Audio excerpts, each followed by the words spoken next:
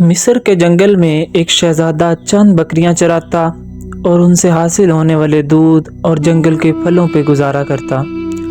وہ تھا شہزادہ، مگر نہ تو اس میں شاہوں والا غرور تھا اور نہ ہی وہ جاہ و جلال۔ وہ عام انسانوں کی طرح زندگی بسر کرتا، روکھی سوکھی کھاتا، بیشتر وقت اپنی رعایا کی خدمت اور خدا کی یاد میں بسر کرتا۔ اس کی نیک چلنی کا پوری ریاست میں چرچا تھا۔ اسے یہ خصوصیات اپنے رحم دل باپ سے وراثت میں ملی تھی۔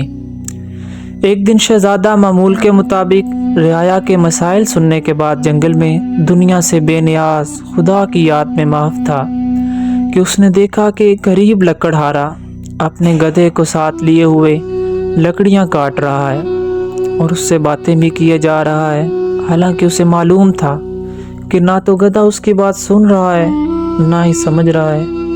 اور پھر وہ زاروں کی طرح رونے لگا۔ شہزادہ یہ دیکھ کر بہت حیران ہوا کہ لکڑہارا روزانہ لکڑیاں کاٹتا، گدھے سے چند باتیں کرتا اور پھر پھوٹ پھوٹ کے رونے لگتا۔ چند روز یہی معاملہ رہا۔ جب رحم دل شہزادے سے اس کا رونا دیکھا نہ گیا اور وہ یہ گتھی سلجھانے میں ناکام رہا تو بالآخر درخت کی اوٹ سے باہر آ گیا اور لکڑہارے سے پوچھا، اے لکڑہارے، تیری اس طرح بلک بلک کر رونے کی کیا وجہ ہے؟ غریب بوڑھا ہمدرد انسان سامنے پا کر اور شدت سے رونے لگا اور سسکیوں کے ساتھ اپنی بدبختی کی کہانی سنانے لگا۔ میرا ایک بیٹا تھا جسے خدا نے بے تحاشا دولت سے نوازا تھا۔ ہر طرح کا عیش اسے میسر تھا، مگر اس دولت کا غرور اس کے تن بدن پر اس قدر حاوی ہو چکا تھا کہ اسے اپنی دولت کے سوا کچھ دکھائی نہ دیتا تھا۔ اپنے غریب رشتہ داروں کو دھکے دیتا، انہیں ذلیل و رسوا کرتا۔ پھر اس کی بربادی کا دن آ گیا اور میری دور کی ایک رشتہ دار دوسری ریاست سے میرے گھر سوالی بن کر آئی، یہ سوچ کر کہ مشکل میں اپنے ہی کام آتے ہیں۔ وہ بہت غریب تھی، اس کی بیٹی کی شادی قریب تھی، مگر کوئی انتظام نہ ہو پایا تھا۔ اسے کچھ رقم کی ضرورت تھی۔ وہ اللہ کی نیک بندی تھی، بیشتر وقت عبادت میں گزارتی تھی، مگر میرا بیٹا دولت کے نشے میں اندھا ہو چکا تھا۔ اس عورت کو دھکے مار کر گھر سے نکال دیا۔ یہی وہ وقت تھا جب ہماری بربادی شروع ہوئی۔ اسی رات سرخ آندھی چلی، بجلی کڑکی اور تیز بارش ہوئی۔ میں اور میرا بیٹا اپنے نرم بستر پر میٹھی نیند سو رہے تھے اور وہ عورت پوری رات ہمارے دروازے سے لگی روتی رہی۔ شدید طوفان اور رات کے گھنے اندھیرے میں دوسری ریاست واپس جانا اس کے لیے ممکن نہ تھا، اور وہ ضعیف عورت پوری رات اس طوفان کا مقابلہ کرتی رہی اور میرے بیٹے کو رحم نہ آیا۔ صبح جب میری آنکھ کھلی تو مجھ پہ قیامت ٹوٹ پڑی۔ میرا بیٹا گدھے کی صورت اختیار کر چکا تھا۔ گھر کا سارا سامان آسمانی بجلی گرنے سے جل کر خاک ہو چکا تھا۔ سب کچھ برباد ہو گیا تھا۔ اس سب میں میرا قصور یہ ہے کہ میں نے اپنے بیٹے کو غرور و تکبر کرنے سے نہ روکا، برائی کی طرف بڑھتا ہوا کوئی قدم نہ روکا۔ رب یہ عالم ہے کہ میں جنگل سے لکڑیاں کاٹتا ہوں اور اپنے ہی بیٹے پہ لاد کر بیچنے لے جاتا ہوں، اور اسی سے ہم باپ بیٹے کا گزارا چلتا ہے۔ یہ سن کر شہزادے کی آنکھیں نم ہو گئیں اور وہ لکڑہارے سے مخاطب ہوا، اے ضعیف انسان، تو نے بہت ظلم کیا۔ بے شک برائی پر خاموش رہنا اور اسے نہ روکنا اس کا ساتھ دینے کے مترادف ہے۔ تو نے اپنے بیٹے کو برائی سے نہ روکا، مجھے تیری حالت پر افسوس ہے۔ بوڑھا اپنی کہانی دوبارہ سنانے لگا۔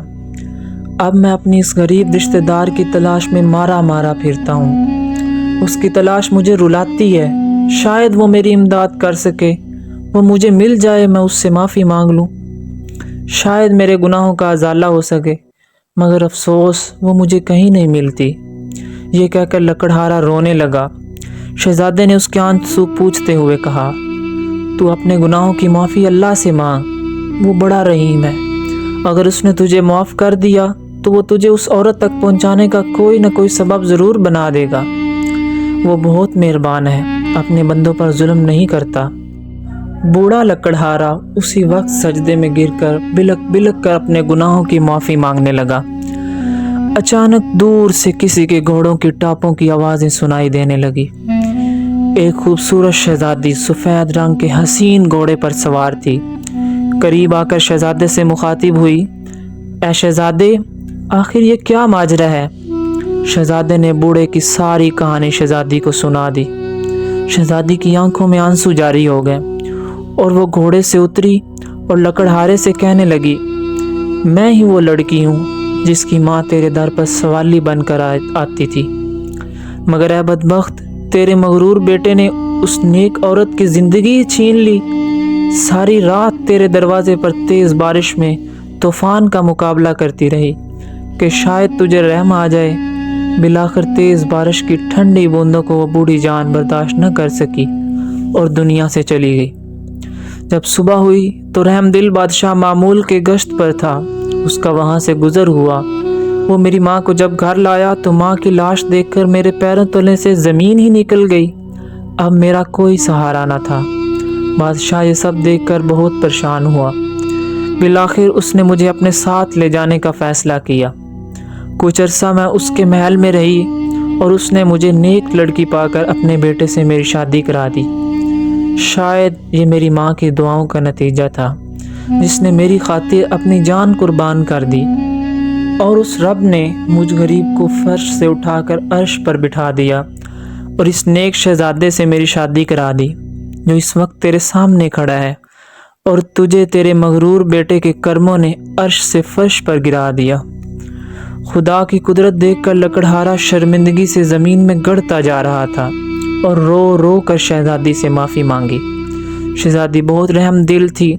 لکڑہارے کے آنسوؤں سے اس کا دل بھر آیا اور اس نے اس کو معاف کر دیا۔ خدا کی قدرت، لڑکا اسی لمحے اپنے اصل روپ میں واپس آ گیا اور خدا کے حضور سجدے میں گر گیا اور شہزادی سے بھی معافی مانگنے لگا۔ شہزادی نے اسے بھی معاف کر دیا۔ بالآخر دونوں باپ بیٹا اپنی جھونپڑی کی طرف روانہ ہو گئے اور شہزادی اور شہزادہ بھی اپنے محل روانہ ہو گئے۔ اس لیے بچوں، ظلم کرنا ہی گناہ نہیں ہے، بلکہ ظلم کے خلاف آواز بلند نہ کرنا بھی گناہ ہے۔